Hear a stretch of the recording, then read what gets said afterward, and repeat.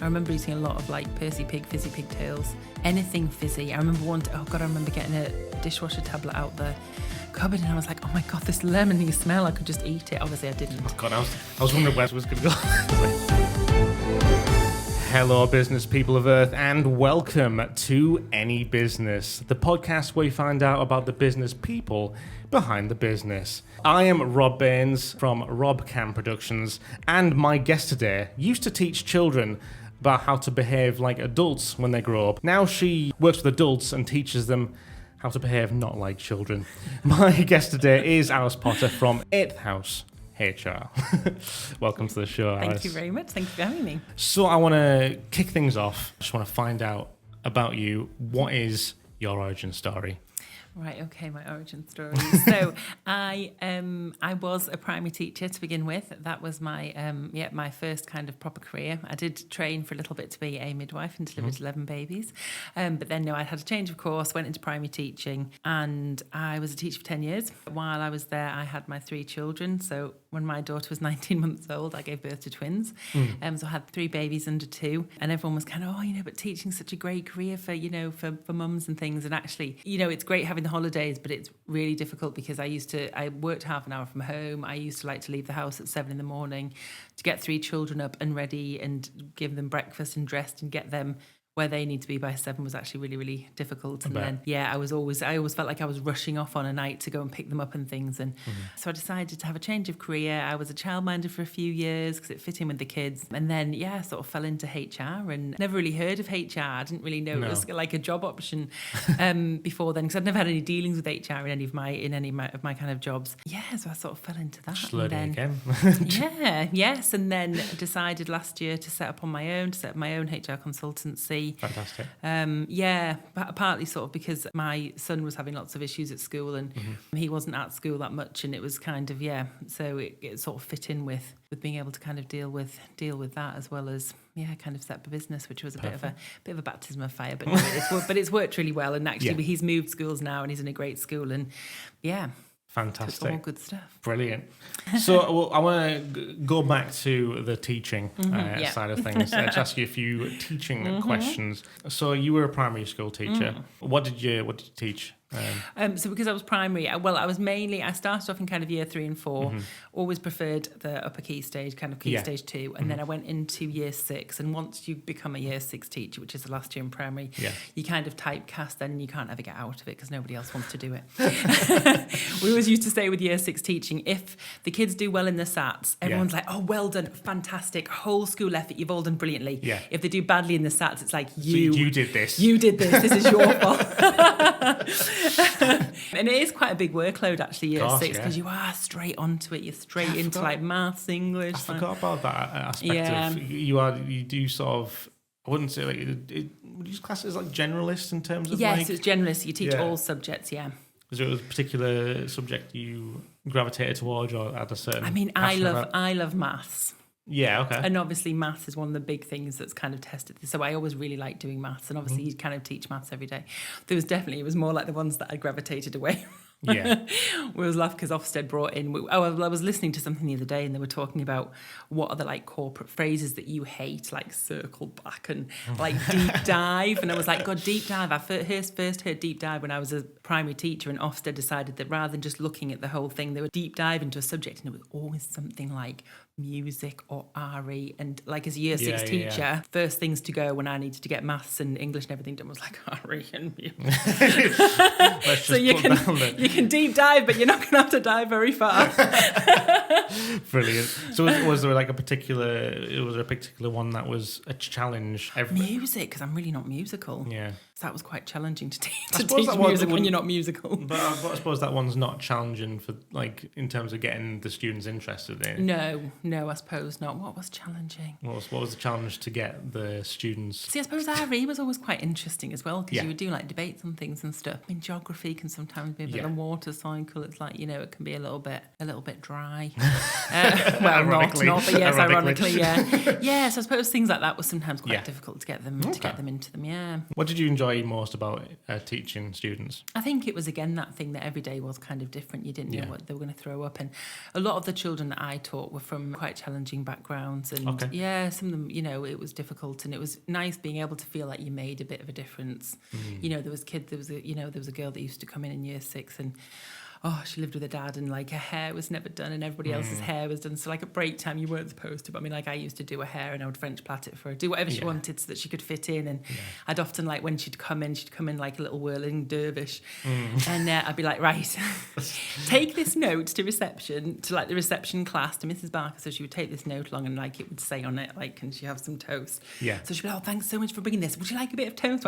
And then she would come back and she was just a little bit more calm because she'd had something to eat, and she was kind of felt nice to be able to kind of do that. You're learning about the students as much as they're learning about them. Yeah, definitely. Yeah. In the way you're sort of saying that as well, is like you getting a sense of character development for different people and sort of learning how these, because obviously it's a really important stage in their life. Yeah. It's the building that personality up, the sort of their character, and the meeting friends, and then obviously their friends have an influence on the behaviour and all that sort of stuff. So it's an interest. It definitely is an interesting time. I bet you do see a change in people.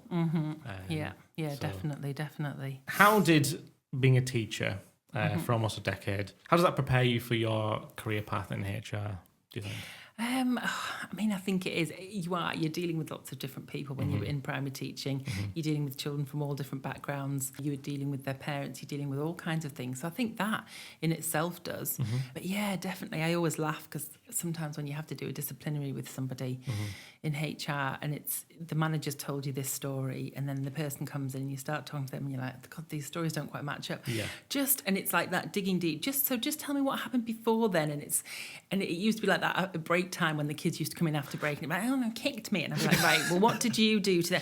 No, nothing. And I said, right, well, something must have happened. So what they literally do, and you're like trying to tease this information. And then of course there's always something more to the story. Yeah. It's always like finding that. And it is, I always laugh doing disciplinaries is often very like that. You're trying to like get that information out. Didn't and find realise there was a bit of, you were training yourself as a primary school teacher to deal with the same thing, but just they're a bit taller and yes, exactly, yeah, a bit more creative with the languages. Well, yes, there's that. Well, I'm really surprised. God, the kids used to. It was always lunchtime as well. The kids would come in and they'd be like, the dinner lady would say, "Oh, they've called me and effing B," and I'd be like, well, and I used to think to myself, well, were you being one? Because I have seen. Were you though? And I do, and I think that there was a case recently actually in a big HR tribunal, and this. Am I allowed to say a certain language, or you can edit it out? You can. But yeah, this an employee, and she'd been an exemplary employee for the whole time she'd been with them, and she'd ended up getting into a heated debate. I'm not sure what the nuances were to do with it, but she'd got into a heated debate with her manager, and she'd called him a dickhead, and walked out and said, "I'm that's me. I'm done. I'm gone." So she'd walked out. So they'd accepted that as her resignation. Right. Okay. But actually, she'd then gone back and said, "Look, I've calmed down," sort of thing. And they said, "No, you've resigned." And she won a massive payout at tribunal. Well, yeah, because I mean, because they didn't follow a proper process. No. She hadn't officially resigned, and also that was completely out of character her. So, my question was straight away like, well, was he being a dickhead? Like, what's he done to elicit this in somebody who's never behaved like that? And I did, sometimes I did used to think with her, God, I've seen some of the ways that sometimes the dinner ladies are with the kids, and I'm kind of like, I'm not surprised one of them snapped. Do you know what I mean? Yeah, because you sort of have to find the balance, don't you? You can't like gravitate to one side. You have to see both sides of the story. Yeah. Almost there's a little bit of like a bit of detective work going on, isn't there? Yeah. Like let's just work this out. And kids are annoying. Like, I've got 3 of my own. Like they are annoying, but I'm the adult and they're the children. Yeah. So like you've got to rise above that. Totally, yeah. I think you talked about a little bit before, but what made you make the switch between careers? Well, I'd gone back into supply teaching, and I was in a secondary school, and I really wasn't enjoying it that much. Right, okay. They were expecting me to do quite a lot of work over the half-term week, which I wouldn't be paid for because you wouldn't literally get paid there. So, this job just kind of popped up that this company wanted an HR admin. So I thought, right, I'm going to go for it. And actually, fortuitously, that was the February half-term.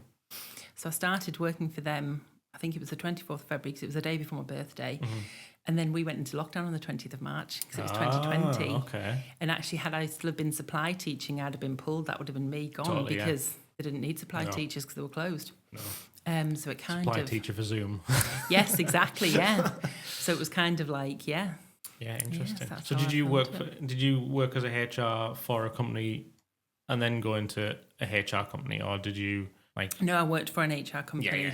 Yeah. So it was straight away dealing with lots of different industries people, and different, Amazing. There's a lot of negativity. We're going to go into HR now. There's a lot of negativity that surround those two letters. Yes. When spoken out loud, I'm going to get HR involved. Yes. What would you say are the more positive and rewarding experiences from your career?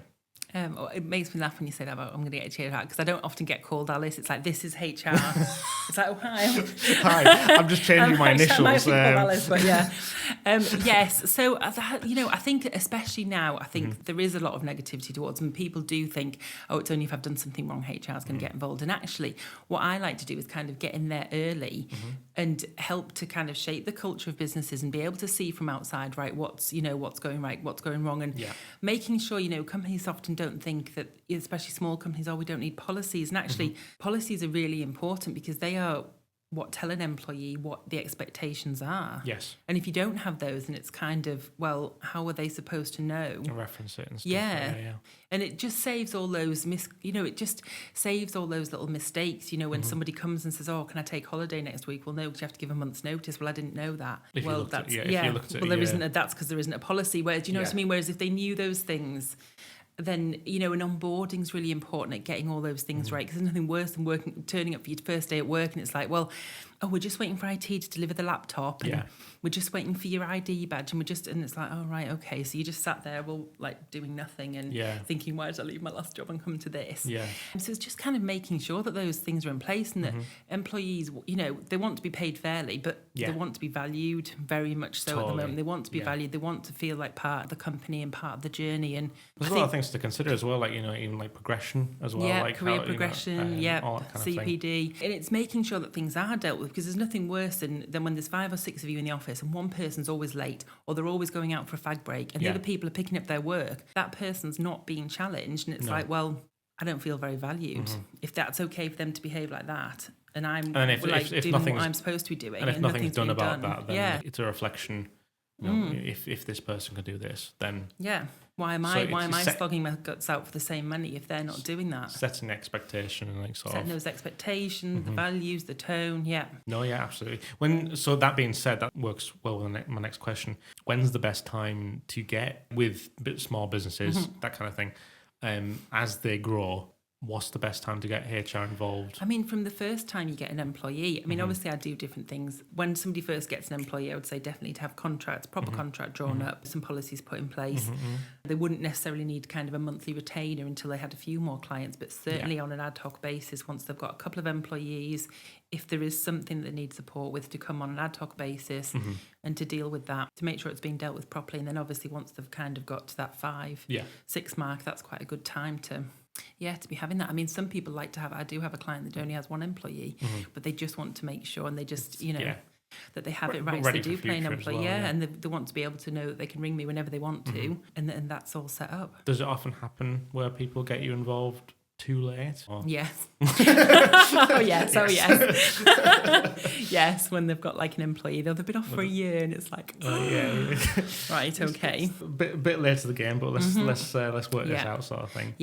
And didn't realise, and then they don't always realise either that, when somebody's been off for a year and they're not likely to be returning, sometimes you do, it's really awful, but, sometimes you do have to exit somebody out of the business through capability if there's no chance of them being able to come back anytime soon. But by the time they've been off a year, you owe them a year's holiday, which is 5.6 weeks. Yeah. And you owe them all the notice for however long they've, worked there, and that's an extra year they've added onto that. And people don't always realise that. No. And actually, sometimes it's kind of almost better to do it earlier and also, you should be supporting people when they're off, not just kind of going, all right, well, you're off work, so see you when you come back sort of thing. It's about keeping that regular contact. Is there anything we can do to support you, anything that we can do to help? Or There's a lot to it. Yeah, there is a lot to it, Is it mainly positive things you get involved with in terms of HR, or is it majoritively negative? I mean, it can be a bit of a mix of both, but a lot of them are kind of... Well, I don't know, because I suppose dealing with people being off work ill, I suppose it's is it a negative? Is it a positive? I suppose it's kind of a bit of both. But lots of times it is kind of disciplinaries and grievances and those kind of things that are a bit negative, and it can get to you a little bit sometimes when you're dealing with that lots of negativity. And roughly how old was the students in primary school? So 11. If you had to explain HR to an 11-year-old, how would you do it? I think I always just say it's making sure that when you're at work that everything's done properly and that everything's done fairly, and just to make sure that everybody follows the rules. Because actually people like rules. People always say, oh my God, this is ridiculous. I'm a grown adult. I don't need to follow rules. But actually people do. People like rules. They like routines. They like to know what's happening. And that's the definition of stress, isn't it? Is unpredictability. Being, that unpredictability and having, what is it? Someone said to me once, because I remember saying, I'm stressed. They're like, you're not. You're under pressure. Stress is when you are trying to deal with a situation, but it's out. You have no way of controlling it. It's out of your control. That's when people get stressed, when they don't understand what the rules are. They don't understand what they're supposed to be doing. I keep saying that about LinkedIn. It's like a game, but I don't know what the rules are of how to play it. No, totally. No, it does make a difference. I think having, even if you're sort of setting some core values or educating your staff about what's expected and what's wrong. Following up on that and making sure that if they have done something wrong, it's dealt with correctly. And dealt with fairly, and they get their chance to kind of put theirs. Because you often find that when you start to do a disciplinary, actually it's not quite as clear cut as we thought. And there is maybe some reasons. I maybe have a bit more understanding of why you've done this. To begin with, it's like, why has that person done this? And then actually when you get into it, it's like, right, okay, all right, I can understand, where that thought process came from. And you learn from mistakes, don't you? So I think if something does happen, then you introduce a rule to make sure something like that doesn't happen in the future. Yes, exactly. You can absolutely put things in place to, okay, I understand why that happened. So in future, let's do this, this and this. And actually, if the person's like, I'm really sorry, this is why I did it, I thought this, then it's like, okay, that's what we're here for. That's what we're here to find out. And actually what we thought might have maybe been, a higher sanction, actually that's not going to be, because I can understand why that's happened. And that's why you never make that predetermined decision about what's going to be the outcome. You go, right, let's go away and talk about this and see what we think. Learn from you learn from your team, and then you work with your team to come up with a solution. That's the best way. It's obviously a big emphasis on communication. Yes, massive emphasis on communication. That could save so much in companies. It could save so much time, so much kind of heartache, if you like. Just having that open communication. And I always say to people when they first ring up, have you spoken to them about this? No, I thought better with you. And that's fine. I'm really glad you did come to check in with me. But actually, the first thing I would do is just go and have a conversation, because we might be able to do all of this informally without having to go any further if you just have that conversation and see. And then come back to me, let me know what they've said, and we'll go forward from there. That's it, because obviously it is a big thing where when you say, we're getting HR involved, here's HR. It's from an outside, like from a staff's perspective, it's not really going to be a positive experience, because but if you can avoid that entirely and make it more natural and solve it in a calm manner, not official manner, I think that's more settling with people. Definitely. But then the employee doesn't get to see that I'm the one that said, just have that conversation. Because they don't go in and say, HR suggests just talk to you. They just go in and have that conversation. That instantly makes it official, doesn't it? Yeah. But also, though, they don't get to see that, then that manager's had a little word with them and they've actually been able to go, right, okay, that's cleared it up. Let's not take this any further. And they don't know that actually that's me that's done that, because I wanted it to be easier for them. So being the guardian angel trying to... I'm the guardian angel that's there trying to kind of make it easier, and you don't see that that's me that's done that. You think that I just, that if I'd have been told, I'd have dragged you through the coals on a disciplinary, and actually I haven't. I've made this happen informally. Totally, And I think that's the thing as well with businesses. That's the things you don't get taught about, like dealing with people. Absolutely, if you're passionate about what you do and you turn it into a business, that's great. And then obviously as things grow, you may need to employ people. That can happen very quickly. Especially if your business is growing quite considerably. That you need to hire someone.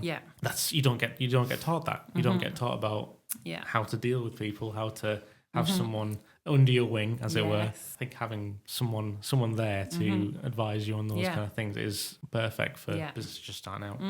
If you were to write a workplace survival guide for businesses, what would be the first tip that you'd put in there? Communication. Keep those lines of communication open, rather than just, we've had times before where people have, like, employees have been late, for like day and day and day and day. And then when the manager has a word with them, they're like, oh, well, I have to take my kids to school. And it's like, but if you just said that to begin with, I need to take my children to school, can I change my working hours to be 15 minutes late every day and finish 15 minutes late? It wouldn't have been an issue. Yeah. But just ask, do you know what I mean? But people, I think, are scared to ask. So it's kind of bury your head in the sand. So it's definitely just to communicate and say what you're kind of thinking. Yeah. Communication is key. Communication is key. Number Yeah, one, I cannot say it. Yeah, it's almost like that. Just write that in massive letters inside the book, and that's all you really need to read. It's just that bit. Just that bit. Yeah. I was laugh with that. Men are from Mars, women are from Venus. It's like, you don't need to open the book. You just need to read that front bit. That's it. Yeah, that's just it. Yeah. That's all you need to know. Yeah. That's it. No, perfect. So yeah, that would be my massive thing, definitely. Yeah, no, brilliant. I don't know what kind of answer I'm going to get from you here, but what is the worst thing you've been called out to deal with, or if you can't say, which I expected totally, what's the worst HR horror story you've heard? Well, one of the worst one probably. That's probably not even the worst one. I know. Well, people getting caught watching things on their laptop they're not supposed to. Oh, right, okay. Which is obviously not very nice to deal with. But yes, I did know somebody actually who worked for a company. The receptionist was having an affair with the caretaker. Wow, okay. So they used to, instead of going to hire a hotel room, they just used to use his cupboard. And then it got caught. Wow, okay. Which obviously isn't that's bad enough to get them caught, but then you can't just sack them on the spot for that. No. You've got to then go into a disciplinary, and then in that disciplinary, and I always laugh because you've obviously got to use all the correct terminology, a bit like being a teacher, so to use the correct terminology. So you have to kind of and basically look at those people and say. Mad. So that's always a bit of a anything to do around that, and that happens a lot, stuff like that, because that's where people spend all their time at work. So you do get a lot of kind of affairs and things. And Ooh. Oh no, it's always a bit awkward. I suppose that's one of those other things as well, where you think about the things like the standard things, being late and not being in attendance at work, like the specifics of going on an affair or impactful sort of things that happen that you just don't even imagine that would happen in the workplace. How do you prepare for that kind of thing? I know, you just can't. You just have to go in and just. Yeah, I always just go in, because people say, "Oh, how do you do it? How do you do it?" I couldn't, and I always kind of say, "Well, I think because you're going into if you worked with people regularly and you were then having to deal with that with one of them and then still work in the office with them, but I can go in, I can put that kind of persona on, I can deal with it very professionally, and then I can walk out again." Yes, that's it. You're sort of, and I probably won't, I might not see those people ever again, sort of thing. So I think that's how you just have to go on and just deal with it, trying to just work things out and find the best outcome. Yeah, and I think the more you see, the more you realise, this is just, people do things that you just wouldn't imagine. Yeah. Yeah, you just have to go and deal with him. Wow. Shocks you less and less, I think, the more you see. Do you think, over the time, how long have you been doing HR now? 6 years. So in the 6 years, do you think you've sort of grown a sort of harder shell to certain things? Yeah, definitely. Yeah, because I think to begin with, I always used to feel like I always want to give people the benefit of the doubt. Then you realise people will just lie through their teeth to you. Yeah. I was always like, I feel a bit sorry for him, but then it was like, whereas now I think I have. Got a bit of a shell, first of all, to what people are willing to do, and the fact that people will lie to get themselves out of trouble. If you're willing to steal, yes, do you know what I mean? To steal large amounts of money from a company, then you probably are willing to lie about it. Totally, yeah. So there's a bit of emotional detachment as well. Yes, definitely, yeah. And I mean, thankfully, some of those major things like that are few and far between, but obviously they're the things that you remember. They're the things that you remember that stick in your mind that, With that, obviously, you can experience or have to deal with things that are you could go home at the end of the day and be like, there's a lot on your shoulders in some cases. What do you do to chill out? What kind of things would you like to do as a hobby outside of HR? Well, I've got my 2 dogs, my 2 Labradors, so take them for a walk, and that's always quite nice. And obviously, and just spending time with the kids, and actually the kids really like baking, and I quite like baking, so we'll sometimes kind of do that as a bit of a stress relief. Yeah.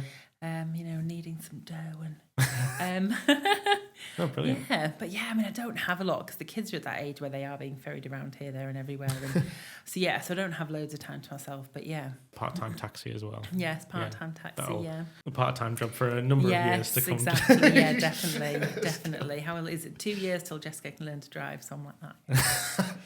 Great, you can take your. Yeah, you can. Yes, you can take your brothers. But oh my God, they wouldn't get out of the car alive. Which job poses the most challenges? Your primary school job or your HR job? The most challenging? God, that's really hard because I think they both have. I think they probably both have the most challenges, but they're both different challenges, I suppose. Yes. Yeah. God, I think teaching was the only time when anybody, like a child, if you give them an instruction, they just go like, "Nah, I'm not doing that."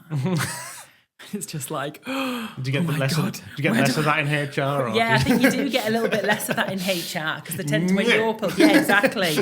And it is a bit though, because then you've got like, in teaching, you say to a kid, right, like out, go and sit outside the head teacher's office. And I suppose there's a little bit with teaching in a school. You do have that hierarchy to a degree. Yeah. Whereas when you're in HR, you're trying to find a level. Yes. You're trying to be on their level. Yes, you're trying to be on their level, exactly. Yeah. Whereas here, I'm like, yeah. And then you've got 29 pairs of eyes looking at you going oh, they've just said like, no, what's she going to do? It's like a tennis match. They're like that to the kid. No, I'm not doing it. What's she going to do next? Yeah. And it is, and it's awful. And and that's really challenging and difficult. But then I think with HR, it's like that similar thing as well, that if you are letting an employee rule the roost, then everybody else will be looking going, oh, totally. They're doing that and you're not doing anything. That's it. So it is kind of, that's what I mean. It is does kind of have that similarities. I think the school that I taught in as well was quite challenging, and a lot of parents had really negative experiences of school. That doesn't start you off on the right and that's difficult. And a lot of the time you were a teacher, but you were also kind of a counsellor for them, and trying to weigh all of that up was quite tricky. Then HR is a bit like that. You do end up kind of being, trying to kind of like be a bit of a counsellor, be a bit of, making sure that legality is there. Yes, to bring your parents, and I know it's always funny actually when employees say like if you do a disciplinary and they're allowed to bring like a work colleague or a trade union, and sometimes they're like, can I bring my mum? It's like that. If they're very young, I've sometimes kind of said if they're kind of 18, 19 and they're maybe still living at home, then I'm like, okay, but you have to make it really clear, like you are here for support. You're not here to speak for them. You're literally here to support. But if they're older than that, I'm like, no. There needs to be a line drawn somewhere. Yeah. Is there any other similarities between the two jobs? Well, and just, I suppose that whole, when I was a teacher, sometimes the kids would come and other parents would ring in, well, when they got home last night, they went out to play with a friend, and then the friend did this and the friend did that, and it's like, it's not in school time. That's it. Like, I can be aware of it. You're not present at all times. Like we're like in breaks and stuff like that. There's things that happen, but I can't pull them in at break time and say, right, can you tell me what happened last night? Because this isn't my domain. No. As soon as they leave it's always gates, good to have, and it's good to have that awareness. And mobile phones are horrific now. Obviously, I didn't really have to deal with that when I was teaching, but things happening on mobile phones where they're bullying each other, because that goes from school to outside and it swings, and I suppose employees are the same, that if it's something that's happened outside of work, like it's good to have that awareness of it, and if it's if something really bad's happened, then obviously you might think about in the workplace, right, well maybe move where you're sitting or do this. But then what people don't realise often is if it's a work night out, although it's not in work time, it's still, if something happens on a work night out, which is usually alcohol fueled, that is still classed. Umbrella, it's still kind of under the umbrella of work, so you can still be pulled in for disciplinary for going out on a work night out, getting lashed and doing something. I've had that where like I've been to networking events where it's like it's been like more of a social. Yeah. And if it's if it's under the umbrella of a certain company, when they were leaving, when everyone was sort of departing, and there was like those few left at the bar, one of them came up to me and said, just to say, we're not responsible for these. It's like almost like disclaimer. That disclaimer text. Yes, it's like that. Oh, great, yeah. Disclaimer text that like just goes speeding across on the bottom of the screen. Yeah. But it's just covering yourself with that kind of thing. And that's the thing, especially now, people have to cover themselves for everything. Yeah. Things have things have changed, and they're changing all the time. And people, and as you say, like with the change in like technology as well. I mean, obviously, I imagine primary schools have to, because after the age that kids are getting phones is getting younger and younger. Yeah. Most year sixes have them now. Yeah, which is mad. And they reckon it's something crazy, like about 70% of year six boys who are 11 years old have accessed porn on their mobile phones, which is a terrifying statistic. Yeah, no, totally. With HR, I imagine there's a lot of things in terms of social media, having to bring people in for that kind of thing as well. Yes, absolutely. Because I was putting policies, that they can, obviously with social media, you want them to share company posts that are celebrating things, but putting derogatory, especially when people have left companies. Oh, I worked for this company and they're absolutely... Yeah. So that's got to be, you've got to be really careful with that. Hopefully you have the respect, gain the respect of them to follow that through even after their contracts are terminated. Yes, because that's the thing. It's even after the contracts are terminated, and there's trouble with social media is they can delete it straight away and go, I'm sorry, I've deleted it, but it's out there, isn't it? People have seen it, it's out there, it's done. That's what I say to my kids all the time. Once you've sent something on WhatsApp or you've done something, whatever, you can't delete it. You can't go back on it because it will be there somewhere. Unfortunately, it's the bad news and the negative sort of thing that does travel the fastest. Exactly. Bad news travels fast, doesn't it? And it doesn't stop people from screenshotting things and.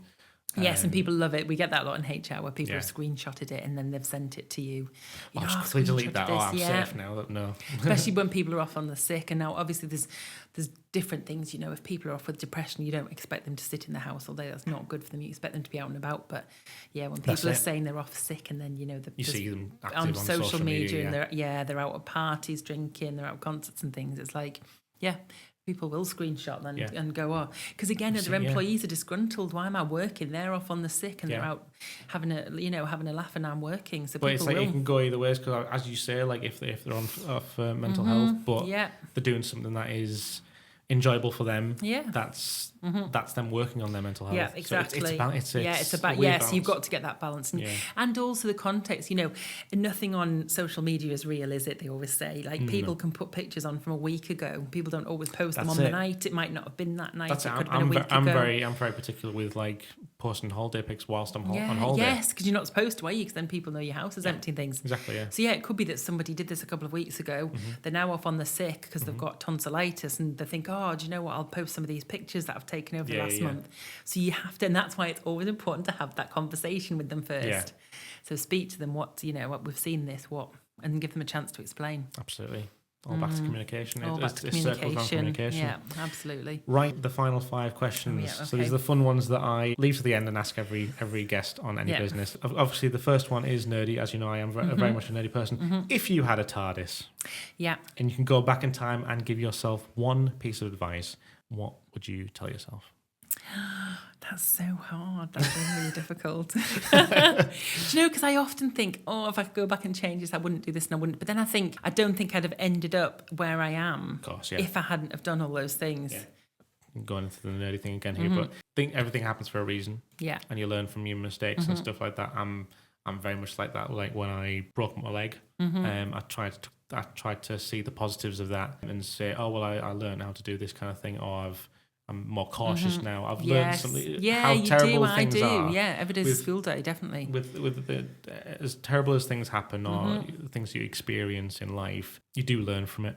You learn from your mistakes, trial and error, that sort of thing. So I do get that. I mean, I do always say, I always say to my kids, don't become a teacher because, teaching it's a hard job, and I think it's changed loads, and I think it's I could talk for a whole nother podcast about our education system, and I just don't think it is fit for purpose anymore. But so I always say if I could go back in time I wouldn't be a teacher, but then I did learn loads from being a teacher, and I did enjoy my time. So I don't think there's anything I would go back and probably the advice I'd give myself is go with it, just go with the flow, because actually sometimes when bad things, like when you get a flat tire, you're like, I was just wanting to save money this month and now I've got to. But I just always think everything's temporary. So I think every time something's going well, that only lasts a certain time, and then things only are bad for a certain time, then things are good. And I just think that's life, isn't it? It's it's constant up and down. So it's just go with the flow and don't kind of think, why has this happened or why has that happened? It just, everything happens for a reason. That's really nice. No, that's a really nice answer. Yeah. Next question. What is your kryptonite? What would you say your biggest weakness is? Doesn't have to be in business, but... Chocolate. It's funny that's not the first time that answer's come up. Probably chocolate. I think it's probably my kryptonite. We're all victim to chocolate. Yeah, we are, aren't we? Except one of my sons is like them. I'm always like, so you were swapped at birth. So, like, if you don't like chocolate, I don't know who you are. That's why maybe it's a thing like, you know, there's that theory. I don't know if there's any sort of science behind it, but like if you're eating like peanuts or something whilst you're pregnant. Yes, they always say that, don't they? Yeah. I maybe didn't eat that much chocolate when I was pregnant. I remember eating a lot of like Percy Pig, fizzy pigtails, anything fizzy. I remember I remember getting a dishwasher tablet out the cupboard and I was like, oh my God, this lemony smell, I could just eat it. Obviously I didn't. Oh God, I was wondering where this could go. Yes, anything really sour I wanted when I was pregnant. Then they do all love really sour sweets. Oh, well, Yeah, so there maybe might there is be something some in there. science Yeah, so I didn't really eat much chocolate. I ate a lot of sour sweets, yeah. If you could have any superpower, what superpower would you have? Right, I've thought about this quite a lot actually, so I don't even have to think about this now. Mine would definitely be, well, it would be I suppose it would be what superhero would I want to be. I'd want to be Magneto. Interesting. He can just do, because obviously you can fly. Yeah. Because I'm always like, flying would be great. Yeah. But obviously he can just do everything because he can fly, he can stop bullets, he can move anything he wants, he can just do anything really, can't he? He is like my ultimate, I think he's great. I think that's an amazing superpower. That's the first time someone's gone for a villain. Yeah. Ulterior motives coming out here. Yes. No, but I do like that, yeah, because he is his power is simple. Yes. It's a simple power. Simple but great. With the applications, like there was things in the X-Men movie where like the guard had too much iron in his blood. Yes, and it's crazy how much like metal there is. Yeah. So that's a very interesting it's a one. good superpower, isn't it? Yeah, and if you did get a flat tire, you could just you could just lift it up and hover it along. Yeah. I mean, you just wouldn't even need a car, would you? You'd just just freak people out and just your car just like floats. Yeah. I just love when he just floats in, doesn't he? Yeah, he's so cool. He just floats in all the time, just floating in, Brilliant. That's a good answer. Yes. I like that one. What is your all-time favourite film? Oh, gosh. I know that's such a difficult one because I love films. I really love films, It is usually when I ask that question, it's like, oh, I've forgotten every film I've ever watched now. I know, I'm like that. I can't remember watched. I know, because my husband's favourite film is Shawshank Redemption, but he's not a massive film person. He doesn't like sitting through a lot of films, but I love films. My favourite. Are you a fan of like the fictional films or like more? Because I've had people. No, I like fictional. I like fictional. Yeah. I mean, I do love horror films. Although since having the kids, I do feel a little bit more queasy now watching horror films. Right. Okay. But I did always used to love like Nightmare on Elm Street. And my sister, whenever there's a new horror film comes out, we're always like, oh, do you want to watch it together? But what film? Like a film that you would, if you own on DVD or you on Blu-ray, and then but also if it popped on TV, you wouldn't change channel. No, I'll tell you what. I thought about this the other day because I haven't seen it, and I used to watch this a lot. Was Fried Green Tomatoes at the what was it? At the Whistle Stop Cafe, and that was a lovely film. That was a really good film. And that's a film I could watch over and over again. I've not seen that. It's a feel-good film. Yeah, it's a feel-good film. But then, like, I love a lot of Stephen King films, but I like some of his like nicer ones, like not the really horrible ones like it. But like, I love Green Mile and obviously Shawshank Redemption, Dolores Claiborne. There's quite a few of his that I quite like. Yeah, but I just love films. Yeah, I do love the escapism of films. Yes. Yeah, it's one of the main reasons I love what I do and that sort of thing. Yeah. So brilliant answer. Last question, and the most important question: where can people find you? Right, okay. So you can visit on LinkedIn. I'm trying to be all over LinkedIn at the moment to try and get my algorithm and everything and all that jazz that I really don't understand. So I'm just under Alice Potter on LinkedIn, or you can visit my website, www.8thhousehr.co.uk. And that's how you can get hold of me. And my digits and everything are on there. And fantastic. Yeah. Brilliant. Digits. I haven't used that since the Digits. 90s. Have your digits. Have your digits, please. Can you write your digits down, please? Oh, gosh, I know. It's so funny. It's funny when the kids talk now about, like, all the lingo that people... I mean, God, that's another funny HR thing. Like, all the lingo that obviously younger people use. And the kids come home, they're always like, oh, I got rizzed up at school. And I'm like, what are you talking about? Apparently that's, like, chatted up. Rizzed up, yeah. Rizzed up. I do hear about some of the new ones that I'm thinking, oh, God, it's come to the point where, like, I don't know what these words mean. I don't understand these. Yeah, I don't know what they are. Skibbity. Skibbity toilet. Oh my God, I had to like ban that in the house because they were just saying it. Some of it is as well just stupid stuff. Yeah. I always laugh because I'm like, there's somebody sat somewhere, right? And they're like two guys somewhere just going like, let's invent a new word. Let's invent a new word, and then we'll see how long it takes for it just to infiltrate. Yeah. And they just come up with That's it, how and it then starts, they just. do I know you? I don't know how it starts, It's mad. but it just seems to infiltrate anywhere, and it's like, what? There will be a point where there'll be a generation where you would go back to the Stone Age and people just You grunt at each other. Yeah, just grunt at each other. just do certain noises to Yeah. express a certain feeling. Yeah, exactly. One day, yeah, maybe. and then the podcast will be very interesting at that point. Yes, it will just be a grunting. Yeah, just grunting at each other. Like, oh yeah. Yeah, but I think even now though people are getting sick. I do see often on LinkedIn people going like, yeah, like I said, what is the like corporate language that you hate, and everyone comes on with them all. Circle back, this deep dive, this, that, and the other, and it's really. Yeah, I'm not into corporate speak. I'm very much like say what you think, say what you mean, if you want to have a closer look at this, let's have a closer look. Let's not deep dive.